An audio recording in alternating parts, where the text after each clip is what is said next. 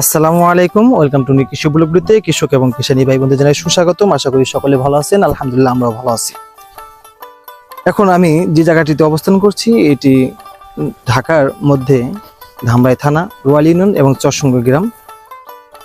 এখানে বর্তমানে আপনার শীতকালীন সবজি চাষাবাদ নিয়ে সকল কৃষকই ব্যস্ততার জমিটি তৈরি করার জন্য। তেমনি আমি আজ একটি জমিতে চলে আসছি। এটি কি জাতের বেগুন এবং এটি কত মাস পর ফলন দেয় এই বেগুনটি, সেটি আমার কৃষক ভাইয়ের কাছে আমি জিজ্ঞাসা করব।